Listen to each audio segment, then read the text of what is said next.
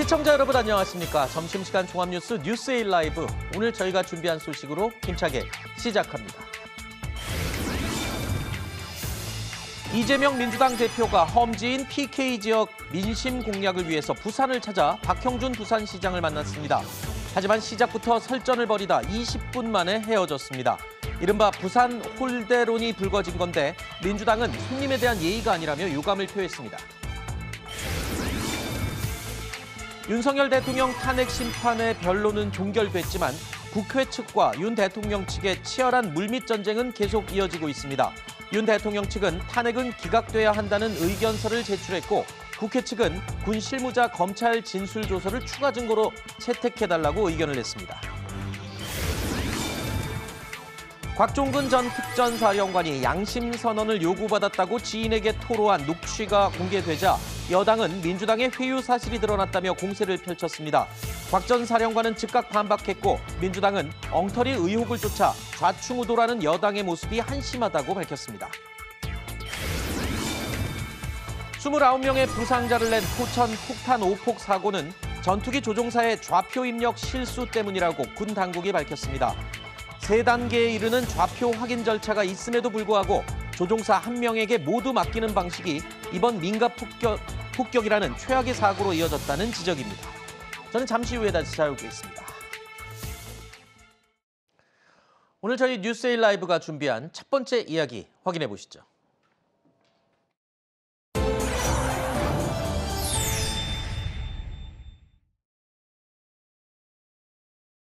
지금 민주당은 국가균형발전 가치에 대해서 조금 관심이 많이 떨어지신 것 아닌가 하는 생각을 갖습니다. 박형준 시장께서 민주당 대표가 인천 살다 보니까 부산을 잘 모르는 거 아니냐 이런 생각하시는데 그건 아닙니다.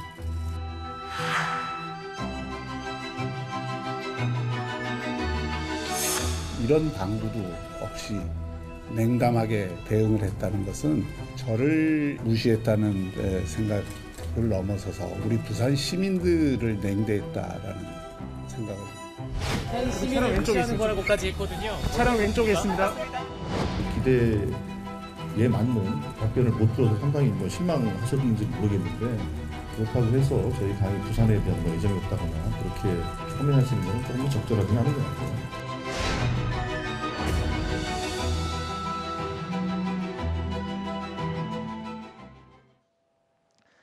방금 보신 것처럼 시작부터 묘했던 이 박형준 부산시장과 민주당 이재명 대표의 만남. 양측 모두 별 소득 없이 20분 만에 끝났습니다. 초반부터 설전이 오갔다고 하는데요. 저희 채널A 취재에 따르면 박형준 시장 측에서 비공개 대화 내내 이재명 대표가 박 시장의 요청에는 딴소리만 했다. 이렇게 얘기를 했다는 겁니다. 이재명 대표 측은 박 시장이 정치적인 이득을 노리고 억지로 이슈를 키웠다라고 주장을 하고 있습니다. 일단 박형준 시장 측에서는 부산 홀대론을 주장했는데요. 쉽게 말하면 부산이 원하는 이 관련 정책을 민주당에 얘기할 때는 관심도 안 갖다가 민주당이나 이재명 대표가 원하는 정책에 대해서는 와서 같이 해보자고 얘기를 하는 것 자체가 부산을 무시하는 게 아니냐 뭐 이런 상황이었던 겁니다. 국민의힘 부산 지역 의원들도 어제 국회에서 이재명 대표의 부산 방문에 대해서 이런 해석을 했습니다. 이재명 대표가 정치적인 꼼수를 부린 거다라고 말입니다. 지난해 1월 이재명 대표의 부산 가덕도 피습 사건까지 꺼내들면서 일부러 찾은 게 아니냐 이런 얘기입니다. 그동안 부산 현안은 남몰라라 하더니 왜 이제야? 라는 생각과 함께 향후에 조기 대선을 염두에 둔 얄팍한 그 정치적인 꼼수로밖에 읽히지 않습니다. 우리 326만 부산 시민들은 이재명 대표의 부산 홀대를 잊지 않고 있다. 지난 2023년 12월 이재명 대표는 수건사업 협의를 위해 국회를 찾은 박형준 시장을 문전박대했다. 부산의 선진 의료 시스템을 무시한 채 특혜성으로 소방 헬기를 타고 서울로 날아갔다. 부산 시민들께는 사과 한마디 없었다. 자, 일단 국민의힘 입장부터 여쭐게요. 박형준 시장 같은 경우에 아니 부산이 원하는 거는 안 해주면서 왜 본인이 원하는 것만 이렇게 와서 얘기를 하냐, 우리 무시하냐, 지금 이런 얘기잖아요. 뭘 가지고 지금 이렇게 서운해하는 겁니까? 그러니까 이제 이재명 대표가 이제 북극 항로 말씀하셨잖아요. 근데 북극 항로도 사실 민주당에서 강조하고는 있지만 저 부분도 2013년도 박근혜 대통령 때부터 이미 시범 운행을 했던 부분이에요. 그리고 네. 부산시 입장에서 보면 TF까지 12월 달에 꾸렸어요. 이미 잘 진행되고 있습니다. 대비하면서. 근데 와서 북극 항로 말씀만 하신 거예요. 그러니까 소위 말하면 숟가락 얹었다라고 표현할 수밖에 없는 거죠. 네. 그리고 행정기관이 추진해야 될 북극 항로 부분을 입법기관의 구성원이 와서 말씀하신다. 네. 이 부분은 본인의 대선 행보였다고 볼 수밖에 없는 것이고. 네. 또 하나 이제 부산에서 계속 주장하고 있는 것이 여야 같이 공의 합의해서 주장하는 게 뭐냐면 허브법이에요. 허브특별도시법. 허브특별도시특별법이죠. 이 부분은 이제 특구로 만들자는 것인데 이 부분에 대해서는 이제 안 들어주고 계시니까. 네. 그래서 법이 통과돼야 되거든요. 이 법이 뭐냐면 그러니까 물류 핵심 도시로 만들자는 거예요. 근데 북극 항로도 물류 핵심 도시로 만들자는 거거든요. 그럼 물류 핵심 도시를 만들 법을 만들어 달라는 건데 물류 핵심 도시를 만들 법은 안 만들어주면서 네. 물류 핵심 도시를 만들 북극 항로 말씀을 하고 계신 거죠.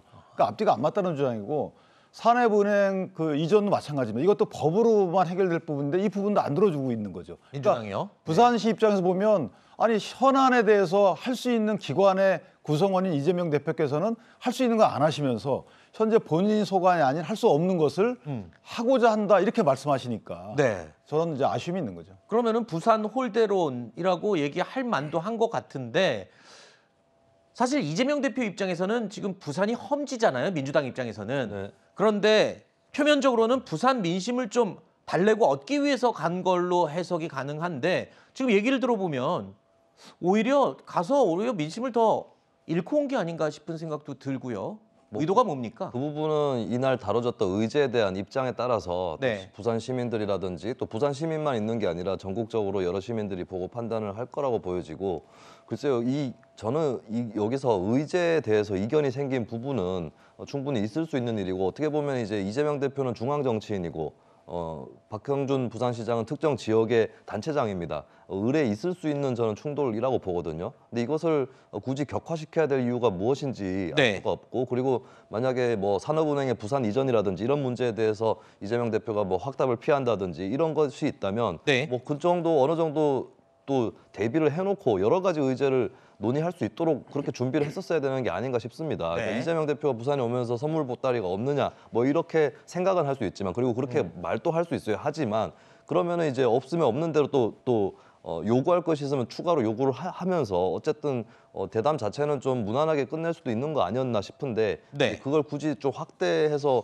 격화시키는 것 같고 그리고 과거에 있었던 비습 사건 때 얘기를 꺼내는 건 부적절하다. 왜냐하면 이제 그 당시에 소방 헬기를 썼던 부분에 대해서는 논란이 있고 그 부분에 대해서는 당시에도 비판이 있었는데 굳이 그때 일을 그것도 이제 피습의 피해자이기도 한 이재명 대표에게 그 향해서 이제 물론 이 자리에서 나온 얘기는 아니었지만 네. 이 자리 이후에 비판하면서 굳이 과거까지 끌어와서 세팅해가지고 비판하는 것은 상당히 부적절하다. 네. 불만이 있고 이견이 있는 부분 의제에 집중해서 얘기를 하는 것이 국민의힘한테도 현명할 것이다라고 봅니다. 네. 결국에 이재명 대표 부산의 민심을 달래기 위해서 갔다고는 하지만 일단은 뭐 크게 얻은 거는 없이 돌아왔습니다. 근데 또 한 가지 이슈가 생겼었죠. 어제 오후에 송기인 신부와의 차담이 예정돼 있었는데 약속 시간 몇 시간을 앞두고 취소가 됐습니다. 자, 이를 두고 한간에서는 이런 해석을 하고 있습니다. 송기인 신부라고 하면 지난 대선 경선 당시에 이낙연 후보의 공동 후원회장이었거든요. 물론 공식적으로는 송 신부의 건강상 이유로 어제 차담이 취소된 거다라고 밝히고 있지만 혹시 이틀 전에 이재명 대표가 비명계를 향해서 검찰과 짜고 한 짓이다. 본인의 체포영장 가결된 부분에 대해서 이렇게 언급한 것이 좀 언짢아서 차담을 혹시 신부님 쪽에서 취소한 게 아니냐 뭐 이런 해석이 지금 분분합니다. 너무 과한 해석인 것 같아요. 그래요? 만약에 송기인 신부께서 이 자리가 불편하셨다면은 미리 약속을 잡지 않았겠죠. 왜냐하면 이재명 대표가 사실 지금 비명계와의 통합 행보를 보이다가 지금 나온 발언 때문에 지금 약간 이슈가 되고 있는 건데 그런 통합 행보 중에서도 이낙연 전 대표와는 선을 그었었습니다. 뭔가 이낙연 전 대표와는 뭔가 손을 잡는다거나 화해 제스처를 취한다거나 그런 모습을 보이지 않았었기 때문에 네. 이낙연 전 대표와의 관계는 바뀐 게 없습니다. 그렇기 때문에 송기인 신부께서 뭔가 그 발언 때문에 갑자기 일정을 바꿨다. 건강상의 이유라고 말씀을 하셨으니 그냥 있는 그대로 받아들이는 게 좋지 않겠는가. 하지만 뭐 타이밍상 공교롭게 그렇게 과한 해석과 뭐 비판은 있을 수 있는데 저는 팩트는 아니라고 봅니다. 네. 하지만 이 이재명 대표의 검찰과 짜고 한 것이다. 이 발언 여파는 오늘도 계속 이어지고 있습니다. 친명계 쪽에서는 본질적인 의미가 아닐 거다라고 이재명 대표를 감쌌지만 비명계에서는 또 이렇게 얘기하고 있습니다. 통합 행보하다가 그걸 갑자기 왜 들쳤냐. 결국 그 발언은 실수다라고 지적했습니다. 이재명 대표가 가지고 있는 본질적인 의미는 아니라고 봅니다. 제가 직접 물어뵀을 때도 그 과정에서 나왔던 건데 그게 그렇게 확대 해석되냐 이렇게도 물어보더라고요. 합리적인 요심이 되더라도 지금 상황에서는 그걸 무대 두고 통합 행보로 가야 되는 게 맞는데 왜 들춰냈을까 그 심오한 뜻을 아무리 생각해봐도 잡히지 않아요. 이거는 실수라고 봅니다. 불편한 마음이 있을 수 있는데 큰 지도자라면 그걸 넘고 가야 됩니다. 그런 측면에서 최근의 통합 행보와 약간 결이 다른 발언을 하신 건 수습을 빨리 해야 된다고 봅니다. 당 내에서도 그야말로 다양한 해석이 나오고 있는데요.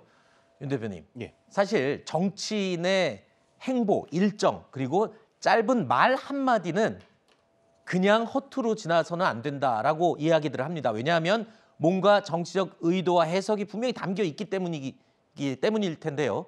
자, 이재명 대표의 저 발언, 글쎄요. 여당에서는 또 권성동 원내대표가 이렇게까지 비판을 했네요. 이재명 대표는 망상과 복수심에 가득하다. 굉장히 강한 어조로 비판을 했군요. 복수심 같은 단어는 근데 좀 정확한 것 같습니다. 그러니까 이재명 대표가 2023년 9월에 있었던 그 체포동의안 가결 사태로부터 벌써 이제 1년하고도 반 정도가 넘어가는 이 시점에서 마음에 아주 깊은 곳에 응어리가 지어져 있다라는 것이죠. 그 당시 상황을 복기해 보면 이재명 대표가 체포가 되는 것이 맞느냐 안 맞느냐를 떠나서 계속해서 체포동의안에 부결을 시키는, 그러니까 불체포 특권에 기대서 방탄을 한다라는 그 프레임에 민주당이 상당히 좀 곤혹스러웠던 시점이었거든요. 그래서 일부러 심지어 친명계에서도 그냥 체포동의안은 가결하고 영장심사에서 정정당당하게 한번 판단을 받아보자, 그런 의견도 있었습니다. 그렇게 이재명 대표에게 오히려 충정 어린 그런 조언을 하는 사람들도 있었는데 이것을 이제 와서 이렇게 들춘다는 것은 절대로 이건 우발적인 실수나 실언이 아니고요. 그럼 어떤 의도가 있을까요? 이것은 바로 본인에게 있을 공직선거법 2심 선고 이후에 있을 만약 조기 대선이 벌어질 경우에 비명계 인사들이, 비명계 주자들이 자신을 세차게 흔들어댈 것이라고 하는 그런 불안감 때문에 이렇게 경고의 메시지를 날린 거라고 보거든요. 그러니까 통합행보는 통합행보대로 하지만 최근에 뭐 비명계 주자들이 뭐 100% 국민 경선을 하자고 한다든지 여러 가지 이재명 대표의 요구사항을 내놓고 있거든요. 또 개헌연대를 좀 하고 있습니다. 이러한 상황에서 이재명 대표는 절대 나는 그러한 것에는 흔들리지 않고 반드시 친명 일극체제는 절대 깨지지 않는다. 이러한 것들을 아주 강도 높게 좀 경고한 메시지라고 보입니다. 네. 미리 지금 비명계의 움직임을 경계하기 위한 장치가 아니겠냐라는 지금 해석을 내놓으셨는데 이건 또 어떻습니까? 노이즈도 마케팅이라고 이런 식으로 어떤 관심을 끄는 이슈를 만드는 걸 통해서 이제 곧 있을 것으로 이제 예상이 되죠. 물론 조기 대선 지금 행보를 하고 있으니까 이재명 대표 흥행, 경선 흥행을 위한 그런 좀 사전 조치가 아니냐는 해석하면 너무 무리일까요? 노이즈 마케팅이라고 보기 어려운 게 노이즈 마케팅은 주로 어떤 쪽에서 하냐면 좀 뉴스에서 밀려나 있는 쪽, 비주류, 소수파 이쪽에서 하기 쉬운 것이고 이재명 대표가 너끈하게 다수파인 상황에서는 노이즈 마케팅을 굳이 할 이유는 없다고 보거든요.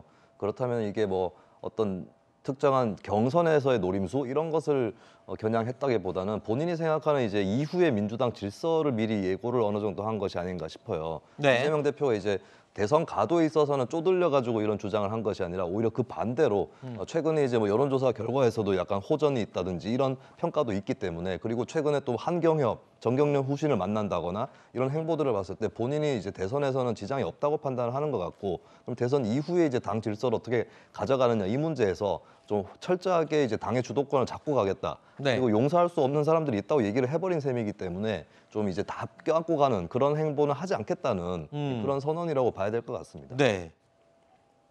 비명계 잠룡들도 일부는 쓴소리를 내뱉기는 했습니다. 근데 또 그렇게 뭐 적극적으로 또 비판을 하거나 그러지 않는 인물들도 눈에 띕니다.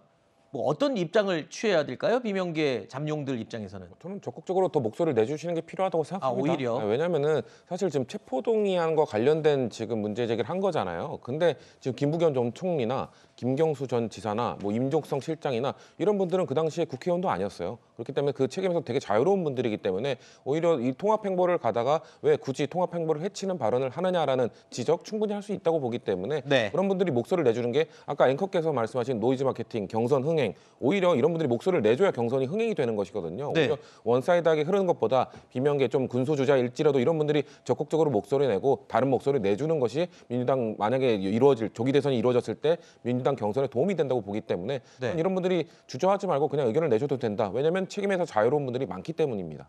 그러면은 경선 흥행을 염두한 효과도 있긴 있는 거네요. 그렇게 볼 수도 있는 거죠. 그런데 저는 목적으로 한 발언은 아니라고 생각합니다. 알겠습니다. 경선 흥행 때문에 한 건 아니고 저도 실수라고 보는 입장입니다. 알겠습니다. 저희가 준비한 다음 이야기로 또 계속 이어갑니다.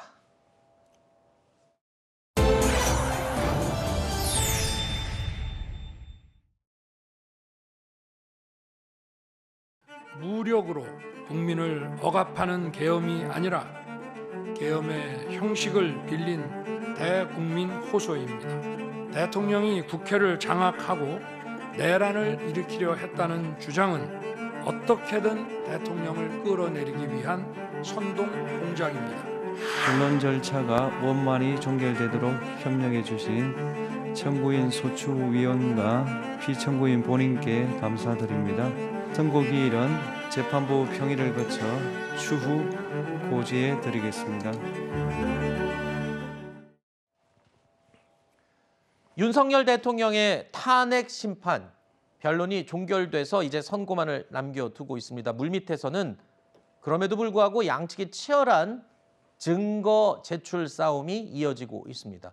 서로에게 불리한 진술과 증거를 하나라도 더 추가하기 위해서 의견서를 내는가 하면 아니면 추가 증언을 자료로 제출하는 그런 상황입니다. 공방을 이어가고 있는데 변론 종결 이후에도 이 분위기는 막판까지 계속 이어지고 있습니다. 헌재가 인용이든 기각이든 어떤 결정을 하든 간에 글쎄요, 과연 승복으로 이어질지 아니면 어떤 결과도 승복할 수 없다라는 충돌로 갈지 아무도 예측할 수 없는 그런 상황이 됐습니다. 이번 주말에도 벌써 내일부터 대규모 탄핵 찬반 집회가 예고가 돼 있는데요. 장외 콘크리트 여론전 최고조에 달할 것으로 예상이 됩니다. 국민적 열망에도 불구하고 만약 헌법재판소가 탄핵 소추를 인용한다면 폭동이 일어날 것입니다. 그 누구도 통제할 수 없을 것입니다. 국민들의 열망이 하나가 되어 대통령님의 빠른 석방과 직무복귀만을 간절히 기다리고 있습니다. 우리 국민들 역시 다시 한 번 더 이번 주말에 광화문이든 여의도든 다시 와서 탄핵 반대 모든 목소리를 내야 하지 않겠습니까?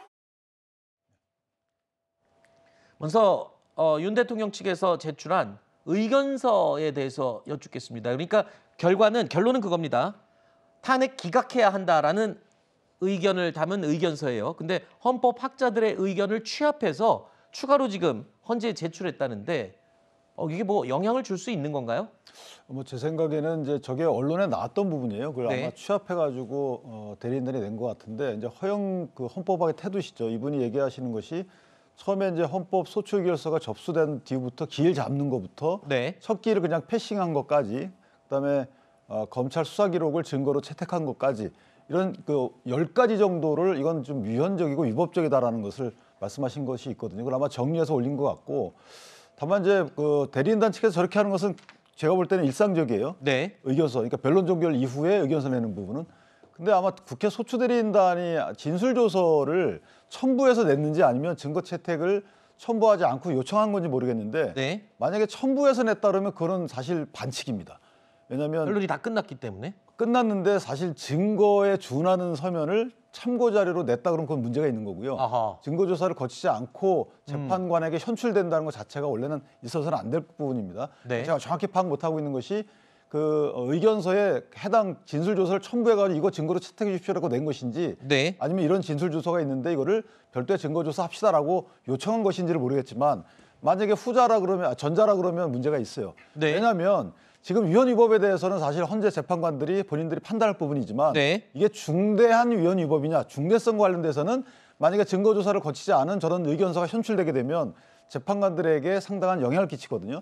그래서 저 부분은 좀 반칙이다 이렇게 생각을 합니다. 물론 결정은 헌법재판소 헌법재판관들이 하겠죠. 그런데 이 막판까지 윤 대통령 측에서는 의견서 제출하고 또 국회 측에서는 추가 증거 신청을 하고 또 이에 대해서 이건 증거로서 자격이 없다라고 또 반박을 하고 끝까지 지금 공방을 벌이고 있습니다. 헌법재판소가 오는 17일까지 공식 일정을 모두 비워뒀습니다. 그만큼 다음 주에 지금 선고가 나지 않겠냐 이렇게 무게가 실리고 있는데요. 과열되는 광장의 여론전에 선고 날에는 어쩌면 물리적인 충돌마저 우려가 되고 있는 상황입니다. 따라서 경찰이 14년 만에 경찰 특공대까지 현장에 투입하는 방안을 검토하고 있다는 겁니다. 자, 헌법재판소의 선고 이후에 상당한 후유증이 불가피할지도 모른다라는 우려까지 나오고 있는 상황인데요. 정치권이 이제는 지금의 이 혼란을 빠르게 극복할 방안을 서로 머리를 맞대고 고민해야 될 때가 아닌가 이런 생각을 해봤습니다. 자, 이미 헌재 앞에는 긴장감이 감돌고 있고요. 자, 내일 대규모 집회가 또 곳곳에서 열리기 때문에 어떻게 될지 지켜보겠습니다. 자, 이런 가운데 곽종근 전 특전사령관의 육성이 담긴 녹취가 공개됐죠. 이 파문이 또 계속 이어지고 있습니다. 곽 전 사령관이 지인에게 털어놓은 복잡한 그 심경 다시 한번 들어보시죠. 내가 참 할 말은 무지하게 많은데 누구는 나한테 양심선언을 하라는데 내가 어떻게 하냐 그러냐 내가 살려면 나보고 양심선언 하라는데 어찌됐든 간에 얘들이 다 사정은 아는데 그래도 뭐 내란죄로 엮겠단다. 속사정이 많은데 지금은 아무도 내 말을 안 듣는다. 내가 지금 가진 게 한 개도 없다. 나중에 어려우면 좀 도와줘. 앞으로 좀 어렵긴 어려울 것 같은데 내가 변호사는 고등학교 동기하고 후배들을 통해서 좀 해달라고 그랬어. 곽종근 전 특전사령관에게 양심선언을 요구하고 또 내란죄로 엮겠다라고 말한 사람은 과연 누구일까요? 같은 사람인지 또 다 각각 다른 사람인지도 불확실합니다. 자, 이를 두고 정치권에서는 지금 해석이 분분하고 있는데 곽종근 전 사령관 변호인을 통해서 이런 입장을 내놨습니다. 양심선언을 요구한 건 민주당 쪽이 아니라 고등학교 동기다. 그리고 내란죄로 엮는다라고 말했던 주체는 글쎄요, TV에서 나오는 내용을 보고 알았기 때문에 정치권 기사를 보고 알게 된 거다. 그러면서 이 말한 주체를 특정하지 않았습니다. 또 통화를 한 지인은 국민의힘 경기도 지역 당협위원장을 맡고 있는 인물이다라고 반박을 했습니다. 자, 이렇게 되면 이 녹취가 공개된 취지가 좀 혼란스러워집니다. 곽종근 전 사령관이 말한 이 해명대로라면 말입니다. 물론 뭐 해명이 맞는지 안 맞는지를 우리가 판단할 수는 없을 겁니다. 그런데 적어도 최초에 이 음성 파일이 나왔을 때 정치권은 물론이고 많은 국민들이 정말 충격을 받았던 것이 정말 회유를 당하겠다라는 인식을 갖게 된 것이죠. 물론 회유도 사실이 아닐 수도 있습니다. 곽종근 사령관의 말씀이 맞다면요. 근데 왜 이런 오해가 불거졌느냐? 사실 저는 근본적인 원인을 우리가 좀 짚어볼 필요가 있다고 생각을 합니다. 최초에 계엄 선포 당시에 직후에 뭐 홍장원 차장이라든지 또 곽종훈 사령관이라든지 상당히 중요한 진술과 증언을 해야 될 위치에 있는 인물들을 민주당이 매우 적극적으로 그리고 정치적으로 접근을 했습니다. 그래서 개인 의원의 유튜브까지 출연해서 마치 뭐 여론 재판을 받듯이 취조를 당하듯이 나와서 진술을 하고 또 뭐 단어도 요원이니 인원이니 의원이 이렇게 바뀌는 그러한 모습들을 온 국민에게 생중계를 한 이상이기 때문에 많은 국민들은 곽종훈 사령관이 결국은 민주당의 어떤 압박에 못 이겨서 진술한 게 아닌가. 이 자체가 상당히 좀 불미스러운 것이죠. 그런 의구심이 이미 잔뜩 쌓여 있는 상황에서 바로 이런 이제 녹취를 들으니까 많은 국민들이 놀란 거죠. 저는 정치권이 지금이라도 특히 야당이 곽종훈 사령관을 두고 뭐 왈가왈부하면서 뭐 이게 뭐 회유나 이런 정황으로 비춰질 수 있는 그런 불필요한 행동을 하지 않았다면 더욱더 곽종훈 사령관의 주장이 더 선명성 있고 또 객관적으로 들리지 않았을까. 이 정치권의 무리한 개입이 이러한 오해를 좀 촉발시킨 것 같아서 좀 아쉬움이 있습니다. 국민의힘에서는요, 이 회유 배후로 민주당을 계속 지목하고 있습니다. 심지어는 수사 요청까지 하고 나섰는데요. 민주당 쪽에서는 오히려 잘못된 이야기를 가지고 허둥지둥대는 여당의 모습이 한심하다, 뭐 이렇게까지 반박을 했습니다. 양심선을 해야 할 사람은 곽종근 사령관이 아니라 민주당입니다. 회유하고 협박해서 탄핵 공작을 하는 것이 정당이 돼서야 되겠습니까? 명확한 뒷배가 민주당으로 밝혀진 것 같은데 수사당국은 이 부분에 대해서 수사를 해주실 것을 강력하게 요청합니다. 국민의힘은 윤석열 탄핵 심판이 임박하니까 최후의 발악을 하는 겁니다. 그렇다고 최소한의 검증도 없이 엉터리 의혹을 제기합니까? 진짜로 한심합니다. 곽종근 회유는 누군가의 말처럼 호수 위에 떠있는 달 그림자와 같습니다. 파란색을 빨간색이라고 우기며 조작하고 선동하는 것은 진작 국민의힘이라고 보여집니다.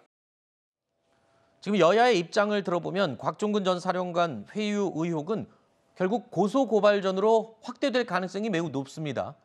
그런데 이 고소고발전, 사실 수사기관이 개입되면 좋든 싫든 일단 실체를 밝혀야 하는 과정이 시작이 되는 거잖아요.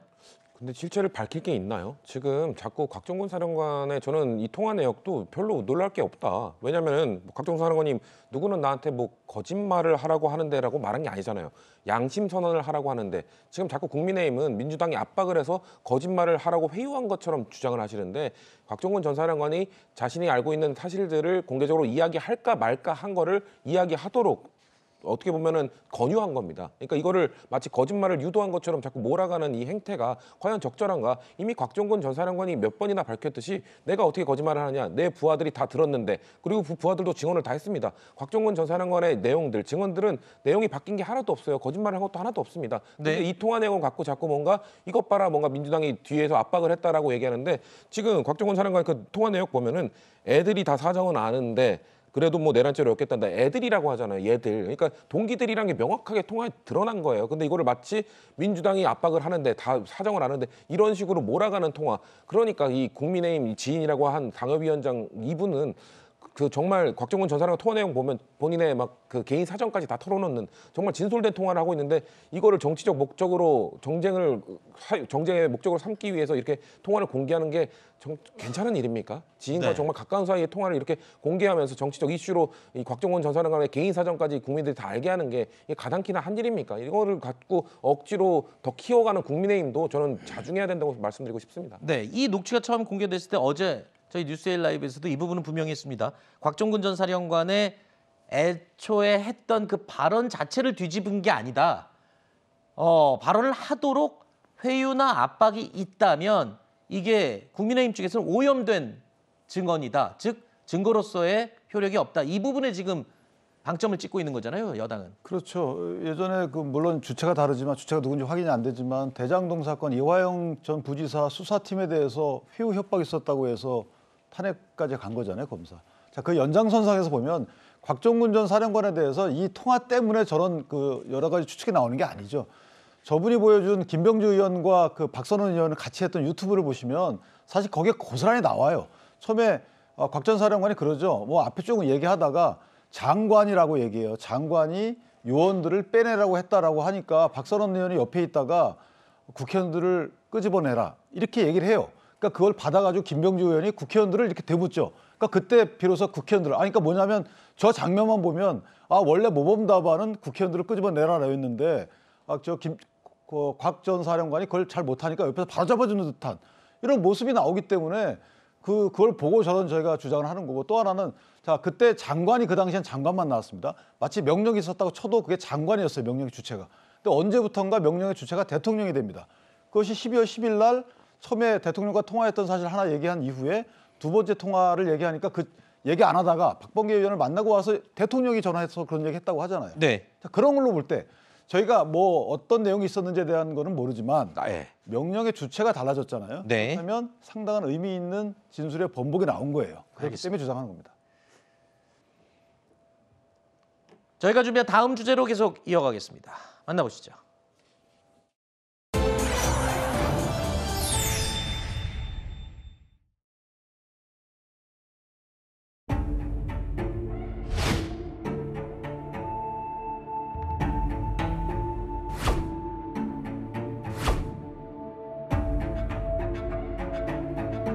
비정상 투하 원인은 현재까지 조종사의 좌표 입력 실수로 파악되었습니다. 지휘부나 브리핑하는 과정에서 엉뚱한 좌표가 전달이 됐는지는 그것도 확인해 봐야 되니까.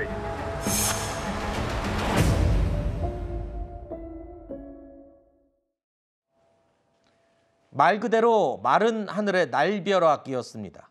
한미 연합훈련 도중에 공군 전투기에서 발사된 포탄이 민가에 떨어지면서 주민들이 다치고 건물이 무너졌죠. 오늘 오전 이 자료를 보니까 군인들도 다친 것으로 확인이 됐습니다. 민간인과 군인 포함해서 29명.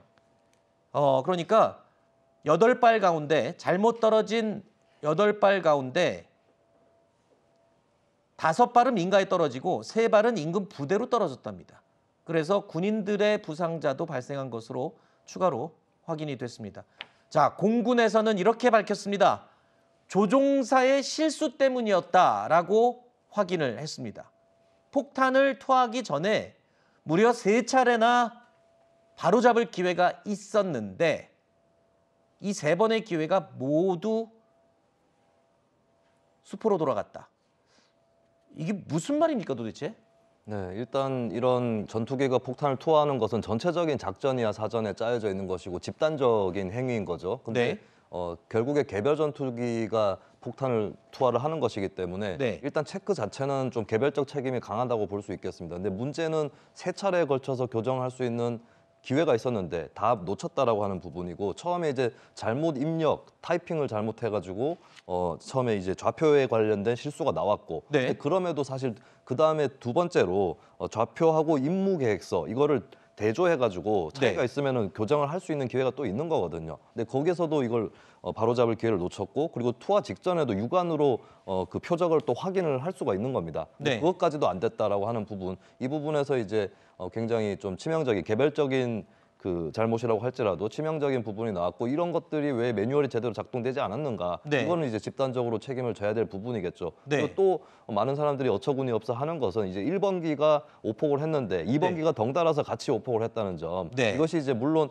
같이 이제 투하를 한다라고 하는 작전의 특성상 일어날 수도 있는 일이라고 해서 이제 1번기의 책임이 강하다라고 볼 수도 있겠지만, 근데 이 전반적인 과정이 왜 이렇게까지 벌어질 수밖에 없었는가, 이 부분은 사전에 어떤 이런 그 참사라든지 이런 것들을 대비한 과연 군의 계획이 있었던 것인가, 이 부분은 이제 집단적인 책임을 면할 수 없을 것 같습니다.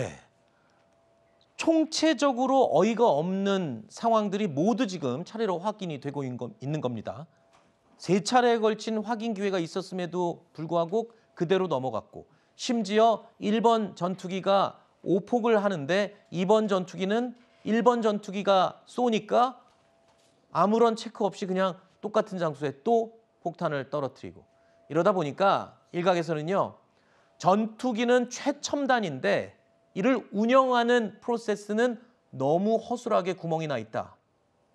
이 부분은 지금 우리 군이 반드시 명심하고 반성해야 될 부분인 것 같습니다.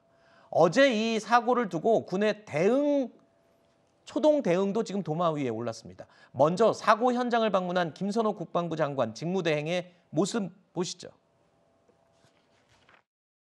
아직까지 날씨가 춥지 않습니까? 겨울 장난하는 것도 아니고 무슨 뭐 유치원생도 있고 갖고 노는 것도 아니고 뭐 하는 거냐고요. 빨리 어떻게 어떤 조치를 취해줘야 되는 거 아니에요? 최대한 빠른 시간 내에 그 관련된 것에 대한 진단 우선적으로 할 수 있도록 그렇게 저희가 노력하겠습니다. 훈련은 계속 하시겠습니까? 지금 현재 이걸로 인해서 훈련은 좀 중지된 상태입니다.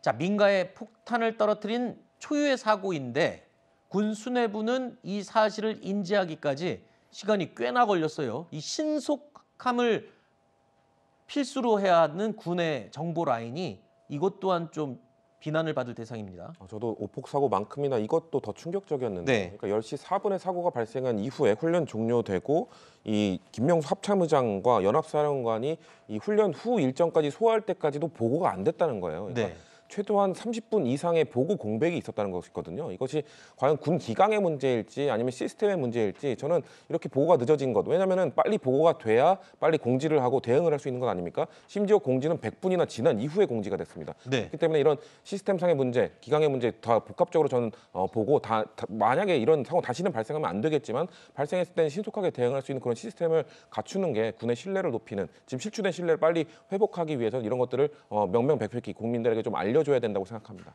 지금 군이 발표한 것만 듣고도 어처구니 없는 이 상황들이 확인이 되고 있는데 이 부분은 지금 군이요 기강 회의를 넘어서서 전체적인 총체적인 지금 점검을 해야 될 때인 것 같습니다. 그러니까 늘 군은 최악의 가능성을 대비해야 되는 것이잖아요. 그런데 만약에 이 지금 일어난 오폭 사고가 정말 부상자만 발생해서 천만다행이지 정말 수십 명의 인명피해가 일어날 수 있는 아주 경악스러운 그런 사건인데, 자, 처음에 이런 사고가 발생했을 때 사실은 뭐 실수다 아니면 뭐 잘못된 입력이다라고 할 수 있지만 한편으로는 정말 아주 위험한 테러라든지 또 내부에서의 어떤 군에서의 이상한 소요 사태일 수도 있는 겁니다.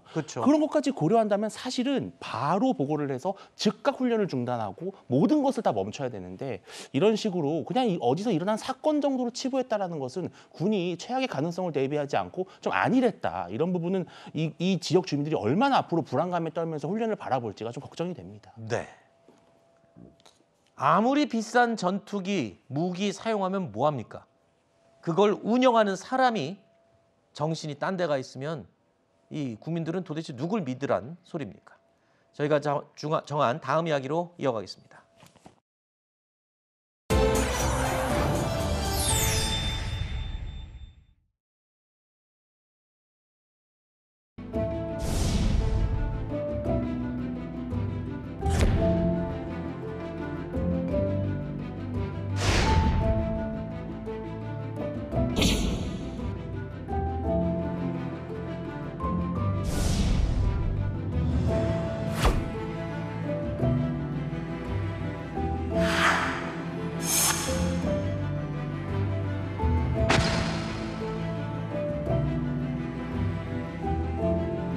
어제까지 애들한테 이 말을 못 듣고 그래서 보고 싶고 이런 모습을 보여주기 싫어서 말을 안 했어요 아직까지. 지금 아들은 계속 아빠 언제 오냐고 물어보는데 한 달 있다가 처음에는 온다고 했는데 계속해서 지금 2달 있다가 온다고 3달 있다가 온다고 계속 말을 그렇게 연기하고 있어요.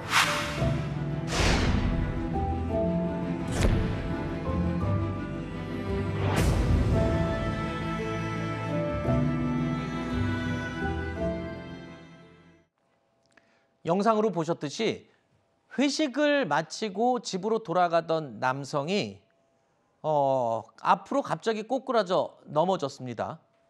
자, 그런데 사지 마비 진단을 받았습니다. 자, 어떻게 된 상황이냐?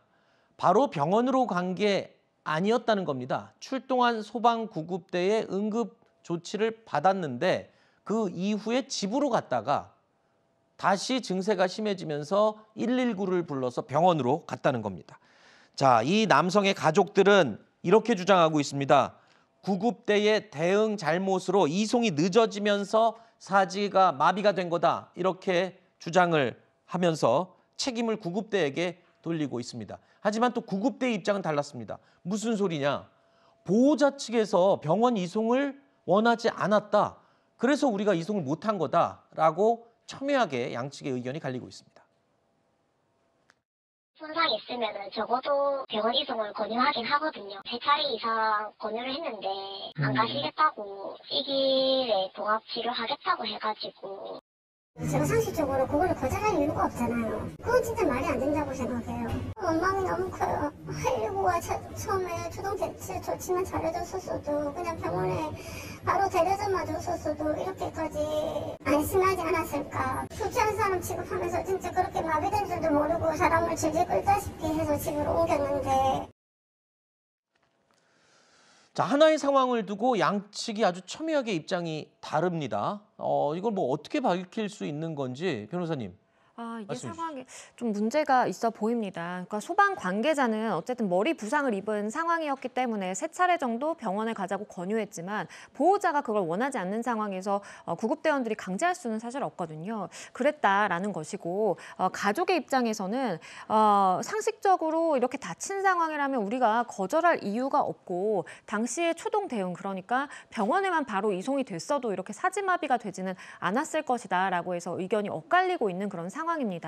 이런 상황에서는요, 기본적으로 구급대원들이 출동을 할 때 언제 어디로 출동을 했고 가서 어떠한 응급 조치를 취했고 그리고 어떻게 이송으로 됐는지 아니면 자택으로 귀가를 시켰는지 이런 것들을 기재한 이제 서류가 있습니다. 그럼 그걸 확인하면 되잖아요. 맞습니다. 서류를 확인하면 되는데 지금 서류 자체도 당시 상황과 맞지 않게 지금 기재가 되어 있다라는 것이 지금 소방 당국의 설명인 것이고요. 실제 택시에서 내려서 비틀거리다가 쓰러진 상황이었기 때문에 머리 쪽에 이제 부상을 입은 것은 사실이지만 그 부상에 대해서 응급조처를 취했지만 그 부분에 대한 기재가 서류에 없는 거예요. 그렇기 때문에 당시 상황을 객관적으로 증명해 줄 수 있는 어떠한 증거가 된다라고 좀 보기도 미흡한 상황이고요. 그래서 지금 경남 소방본부는 구급대가 환자를 처치를 제대로 했는지 그리고 중증도에 따라서 분류를 해서 이송을 하든 귀가를 시키든 해야 되는데 그것이 적절하게 이루어졌는지 감사에 들어간 상황입니다.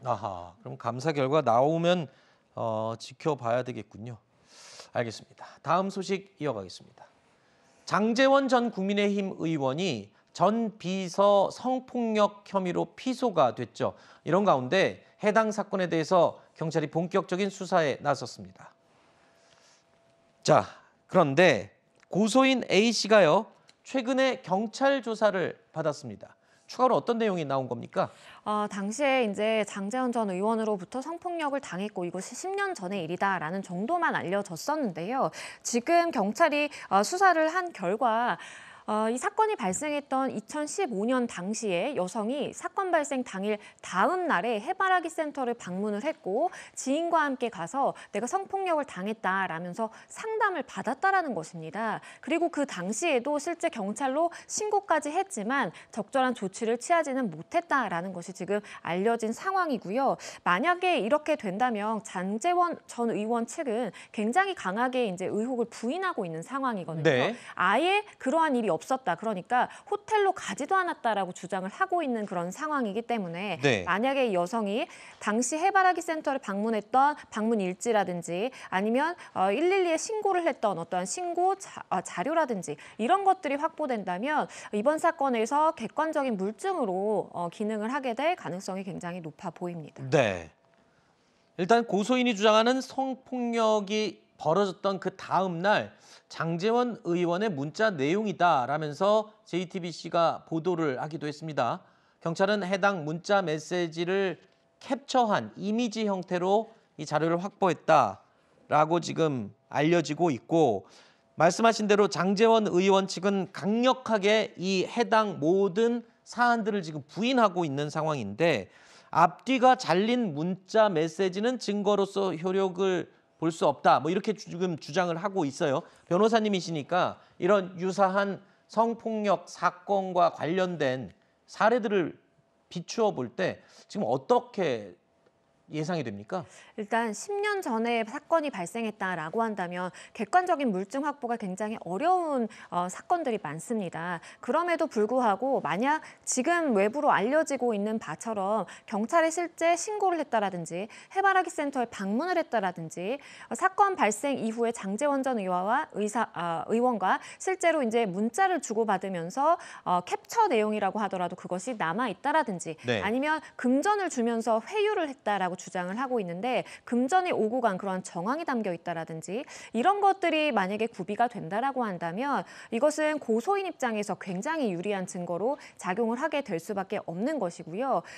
장 전 의원 측에서는 내가 돈을 줬다라는 사실 자체가 없고 네. 사건 발생 당일에 호텔로 간 사실 자체가 없다라고 주장을 하고 있습니다. 그렇기 때문에 객관적인 물증이 남아있는 한계에 따라서 물증에 따라서 판단을 하는 것이 우선이고요. 그 다음에 당사자들이 양측에 엇갈린 진술을 하고 있기 때문에 물증과 비교를 해보는 그러한 작업을 거치게 될 것으로 보입니다.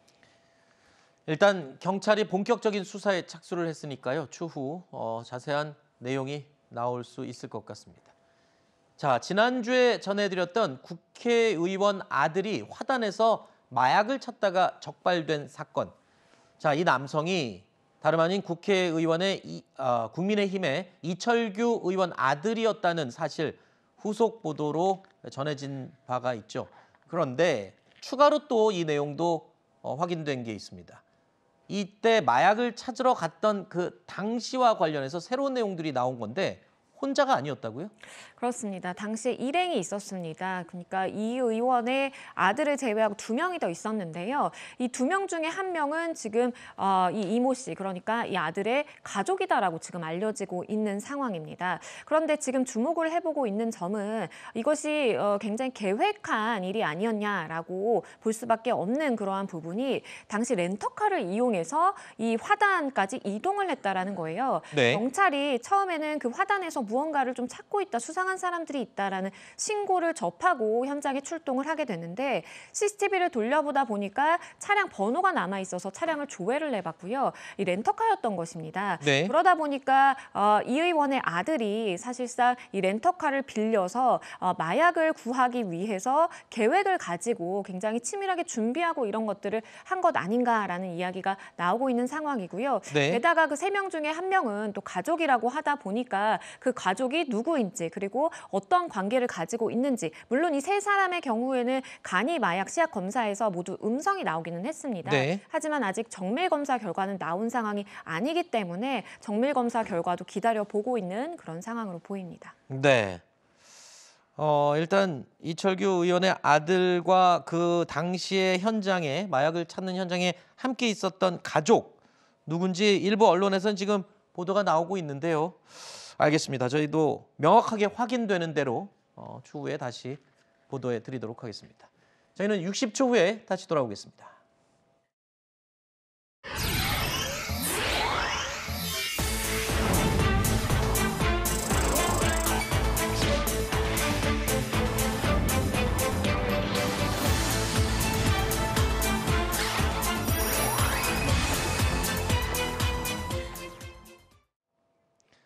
뉴스에일 라이브 2부 시작합니다. 2부 첫 순서 뉴스에일 라이브가 시리즈로 전해드리는 코너죠. 민생을 부탁해 시간입니다. 오늘은 대한민국의 중심인 충청북도를 새롭게 도민들을 신나게 실현을 위해서 도정의 역량을 집중하시는 분이죠. 김영환 충북지사를 모셨습니다. 안녕하십니까 지사님. 네, 어서 오십시오. 안녕하십니까. 네. 자, 일단 노래 한 곡으로 시작을 할 텐데요. 제목이 일하는 밥퍼입니다. 직접 도지사 스님께서 작사를 하신 노래이기도 한데 자, 충청북도가 전국 최초로 시행했고 벤치마킹 대상 사업으로 주목받고 있습니다. 일하는 밥퍼. 충북 분들에게는 익숙하겠지만 좀 우리한테는 생소할 수 있을 것 같아서 어떻게 시작하게 된 거고 뭔지 좀 소개를 해주세요. 우선 밥을 굶는 노인이 없어야 되겠다는 네. 생각을 갖고 시작을 했고요. 종이 줍는 노인도 없어야겠다고 생각합니다. 노인 빈곤율이 세계에서 1위이기 때문에 그리고 이제 100세 시대를 맞이하고 있기 때문에 노인들께서 하루에 1시간 반씩은 일을 하면서 나이를 들으셔야 한다. 그런 생각으로 시작을 했는데 하루 1시간 반이라고 1시간 반 자원봉사하고 15,000원을 드리는 그런 일입니다. 아하. 그래서 대체로 20일 일한다면 30만 원 정도를 노인들에게 그러네요. 지급하는 일인데 돈이 문제가 아니라 일하는 기쁨, 그 네. 자존감의 회복, 그리고 함께 일하는 데서 오는 행복감 때문에 폭발적인 반응을 보이고 있습니다. 그렇죠. 아마 전국적으로 확산될 것으로 확신합니다. 다른 지역에서도 어르신들이 굉장히 부러워할 것 같은 그런 정책이네요. 서울과 경상북도 그리고 세종시 등등이 다 벤치마킹을 하고 있고 네. 준비되고 있습니다. 그렇군요. 자, 그리고 또 제가 살펴보니까 지난해 충북형 도시농부 그리고 도시근로자 제도가 굉장히 또 큰 호응을 얻었다고요? 우선 농촌에 지금 일손이 부족하기 때문에 그렇죠. 도시에는 지금 시니어 노동자들과 또 경력 보유 여성들이 지금 여력이 있는 상태이기 때문에 도시에 네. 있는 인력을 농촌에 보내는 것인데 4시간 보내고 일하시고 6만 원 받는 제도입니다. 그중에 36,000원은 농부들이 내고 네. 도와 시군구가 합쳐서 24,000원을 지원하는 제도인데 네. 지금까지 약 25만 명이 연인원으로 일을 하고 있고 네네. 그 등록한 분이 한 2만 5천 명 정도 되는데 계속 늘어나고 있습니다. 네. 올해는 50만 명 정도. 그것이 이제 농촌으로 가는 건 도시농부. 네. 공장에 가서 일하는 분들은 도시근로자라고 하는데 네. 합쳐서 지금 한 35만 정도가 일하고 있는데 올해는 100만 원으로 늘릴 그런 계획으로 있고 네. 아마 그렇게 되리라고 생각합니다. 지사님은 참 기발한 정책과 이 행사들 또 정책들을 쏟아내는 것 같은데 그럼 이건 어떻습니까? 지금 전국 지자체마다 이 저출산 문제가 고민입니다. 네. 지사님 같으면 좀 뭔가 더 기발한 또 대안을 준비하실 것 같은데. 2023년도에 충청북도만 플러스 성장을 했습니다. 네. 이번에는 이제 4위 정도가 됐습니다만은 저출산은 우선 기본적으로는 아이는 부모가 낳고 기르는 것은 국가가 기른다는 생각 가져줘야 된다고 생각합니다. 우리 충청북도에서는 아이를 낳는 일은 국가유공자다 그런 생각을 갖고 있고요. 네. 돈을 준다고 해서 아이를 낳는 건 아니지만 돈을 주지 않는다고 해서 아이를 낳는 것도 아니기 때문에 네. 돈을 드려야 된다고 생각합니다. 그러나 그것만 갖고는 안 되고 네. 종합적인 촘촘한 그런 임신 출산 정책이 마련돼야 된다고 생각하고 그것이 실효를 거두고 있다 그렇게 생각합니다. 네. 지난 3분기에 우리가 0.9까지 갔기 때문에 네. 우선은 1.0을 달성하는 게 지금 문제이고 그리고 전국에서 출산에 있어서 우리가 가장 앞서게 문제를 해결할 수 있는 방안을 강구하고 있습니다. 네. 자, 그리고 지사님께서 민선 8기의 핵심 공약으로 레이크파크 르네상스를 내세우셨어요. 충북에 있는 청남대도 지금 변화가 지금 예상이 된다고 하는데 어떤 내용이죠? 지난 20년 동안 청남대가 이제 군사보호시설 또 수장관리지역으로 묶여가지고 네. 커피 한 잔도 먹을 수 없고 식사도 할 수 없고 잠도 잘 수 없는 지역이었는데 이것이 되게 처음으로 풀렸습니다. 네. 그래서 카페가 만들어지게 됐고 또 잠을 주무실 수 있는 50명 정도의 가족들이 100명 이상이 주무실 수 있는 숙박시설이 가능하게 됐고요. 모노레일이 설치가 돼서 네. 전망대가 이제 만들어지게 됐고 네. 그래서 전반적으로 규제가 완화되면서 대한민국 국가정으로 손색이 없는 그런 청남대로 지금 바뀌어지고 있다 그렇게 말씀드릴 수 있겠습니다. 얘기를 들어보니까 또 도지사님 굉장히 신나실 것 같은데요. 청주국제공항 얘기를 안 할 수가 없습니다. 뭐 이용객이 지금 폭발적으로 늘어서 시설 확충이 지금 시급한 상황이다라고 하는데 준비는 잘 되고 있으십니까? 올해만 458만 명이 이용했어요. 어이쿠야. 충청권 전역은 물론이고 경기 남부에 있는 분들이 청주공항 이용하고 있는데 제 판단으로는 영종도 공항의 위치가 잘못 설정됐다 그렇게 생각합니다. 왜냐하면 전국에 있는 모든 승객과 화물이 영종도라고 하는 우리나라 최서북단으로 가서 비행기를 타야 하고 화물기 전부 글로 이동하기 때문에 굉장히 많은 손실이 있다고 생각합니다. 그에 비해서 대한민국의 중심에 있는 청주공항은 어디서나 2시간 내지 3시간 올 수가 있기 때문에 여기에 민간 전용 활주로 지금 이게 군용하고 같이 쓰고 있어서 2개의 활주로 중에서 1.5개를 군용이 쓰고 있습니다. 0.5 가지고 슬롯을 만들고 있기 때문에 여기에 민간 전용 활주로를 하나 만들게 되면 대한민국 경제가 제가 생각할 때는 1% 정도의 상승 요인이 있다 이렇게 생각하고 있습니다. 네. 야, 이 또 청주국제공항이 시설이 확충되면 정말 허브로서의 도시로 또 명성을 떨칠 수도 있을 것 같아요. 네네. 지금 이제 올해 안에 아마 600만을 달성하리라고 생각하고 네. 지역이 대한민국의 물류의 중심이 되고 또 화물의 중심이 되게 된다면 네. 국가 경제에도 크게 기여하지 않을까 이렇게 생각하고 있습니다. 충북 도민들께 마지막으로 당부 또는 네네. 안심, 덕담 한마디 해주시죠. 무엇보다도 나라가 빨리 안정이 돼야 되겠다고 생각합니다. 네. 정말 정치가 좀 잘 됐으면 좋겠고 대통령 빨리 돌아오셨으면 좋겠고 그렇게 생각합니다마는 네. 그러나 민생을 우리가 챙겨야 된다고 생각합니다. 그런 네. 면에서 우리 지방자치가 흔들리지 않고 이런 민생을 챙기는 일을 열심히 할 것이고 네. 도민들께서 경제적으로는 어렵고 또 물가도 안정시키고 하면서 우리 도를 살기 좋은 도로 만들고 그래서 네. 대한민국이 충청북도처럼 해야 한다. 개혁의 중심으로 세우는 일을 열심히 할 생각으로 있으니까 희망을 네. 잃지 않고 열심히 도와주셨으면 좋겠습니다. 도민들에게 환영받을 만한 기발한 정책들 앞으로도 계속 기대하겠습니다. 그렇게 하겠습니다. 네, 지금까지 김영환 충북지사와 함께 있습니다. 오늘 나와주셔서 고맙습니다. 고맙습니다. 다음 소식입니다. 한동안 문을 닫았던 성남 종합버스터미널이 다시 문을 엽니다.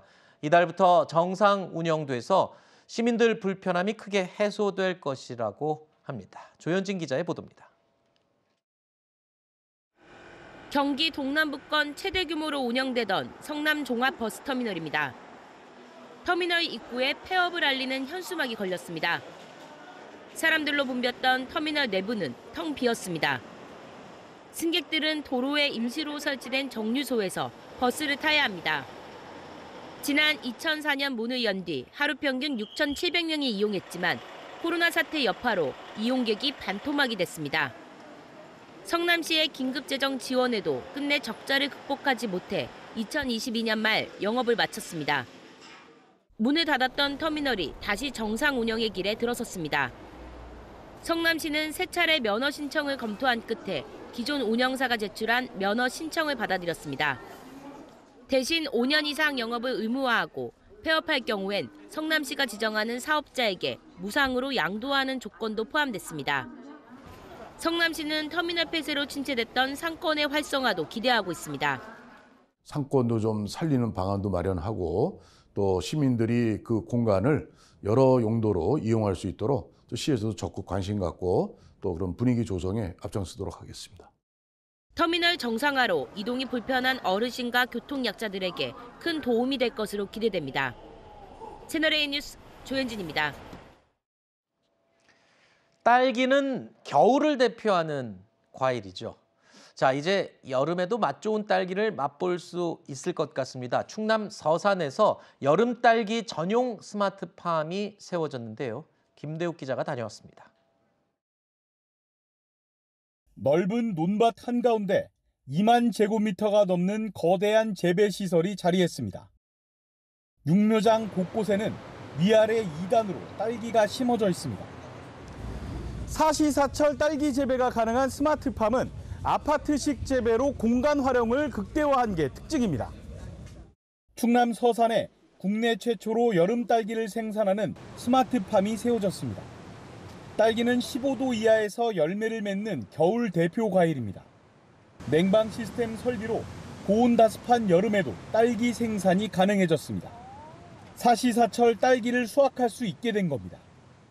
냉방 그리고 습도 관리할 수 있는 제습과 가습 기능들, 전체 바람을 컨트롤하는 공조 시설들을 다 갖추고 있습니다. 생산량을 확대하기 위한 5단, 6단 배드 시험 재배 시설도 마련했습니다. 이곳에서 한 해 250톤가량의 딸기를 생산할 수 있을 것으로 기대됩니다. 충남도는 청년 농가 유입에 기폭제가 될 것으로 기대하고 있습니다. 앵커 기업 유치가 절실했는데 이번에 갈증을 해소할 수 있게 됐습니다. SP 아그리는 충남의 첨단 농업을 앞당길 촉매가 될 것이며 충남도는 2028년까지 스마트팜 규모를 6만 평까지 확대하는 등 청년농 육성을 통해 지역 경제 활성화에 나설 계획입니다. 채널A 뉴스 김대욱입니다. 원주시가 소금산 그랜드밸리 통합센터에서 간현 관광지 케이블카 개통식을 열고 정상 운행에 들어갔습니다. 10인승 캐빈 22대가 주차장과 소금산 출렁다리 간 972m 구간을 왕복하게 되며 편도 6분이 소요됩니다. 원강수 원주시장은 소금산 그랜드밸리를 중심으로 원주시를 프리미엄 복합 문화관광 명소로 발전시키겠다고 밝혔습니다. 충남 당진시 장고항이 해양수산부 주관 2025년 어촌 신활력 증진 사업 공모에 최종 선정됐습니다.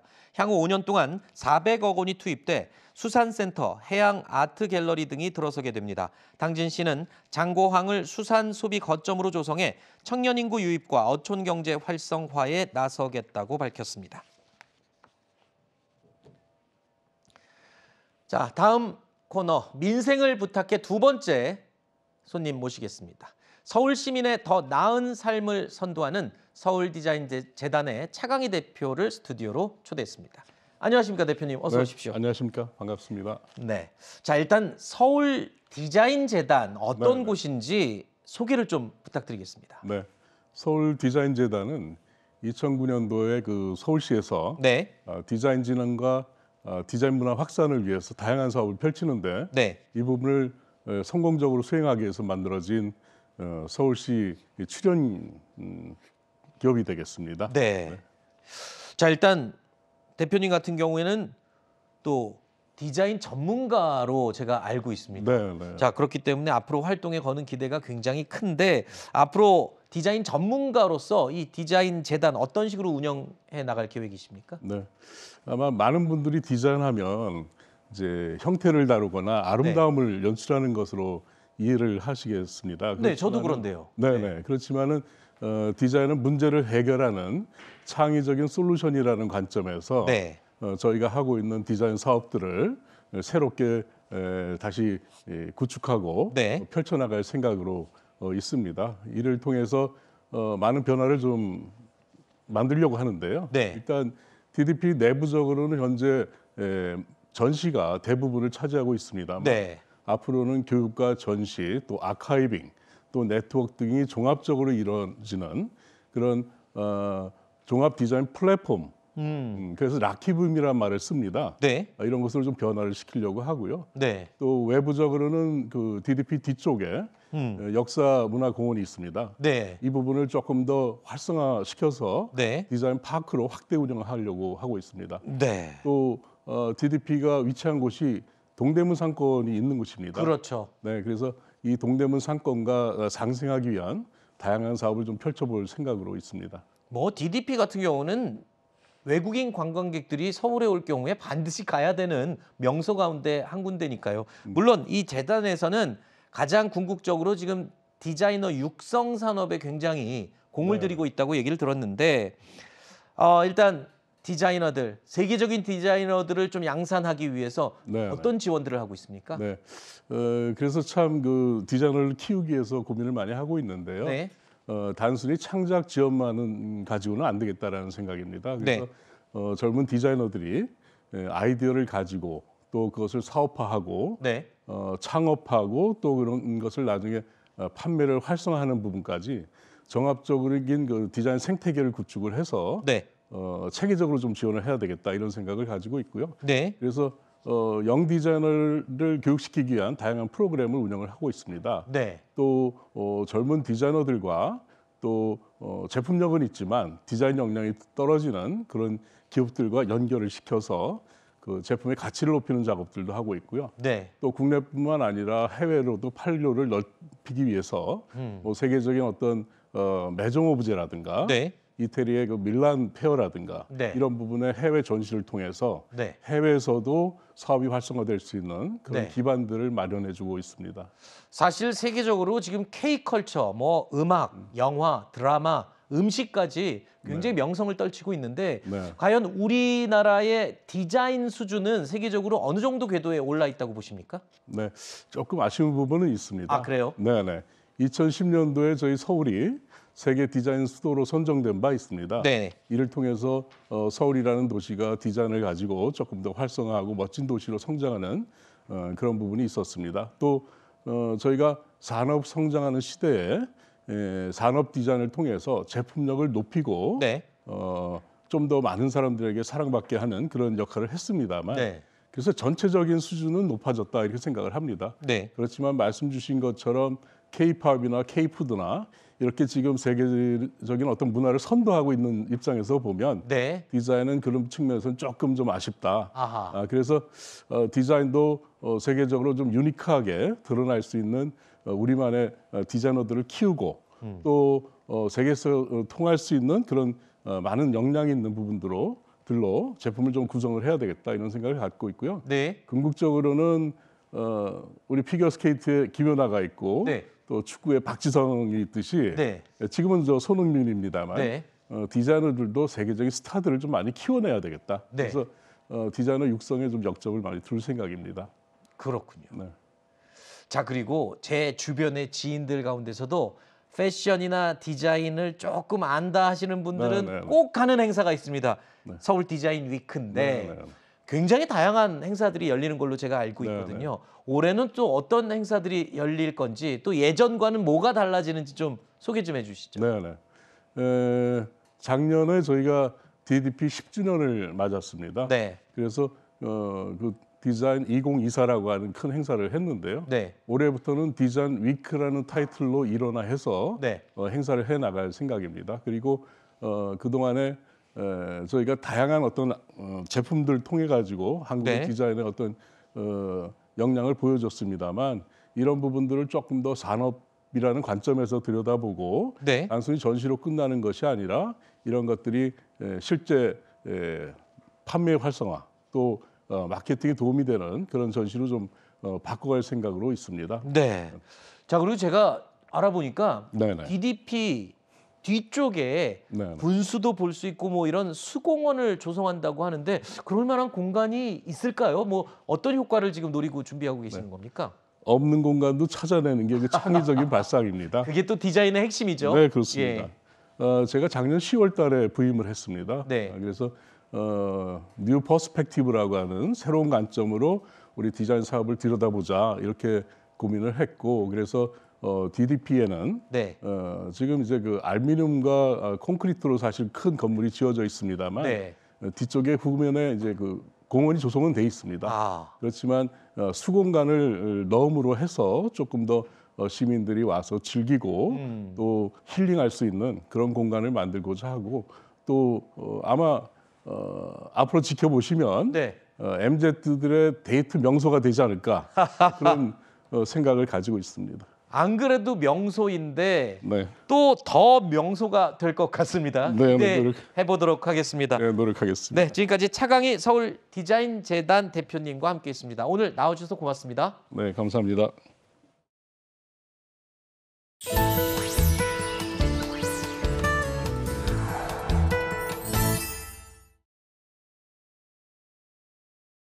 날이 풀리자 어김없이 불청객 미세먼지가 찾아왔습니다. 지금 서울 하늘은 온통 초미세먼지로 가득한데요.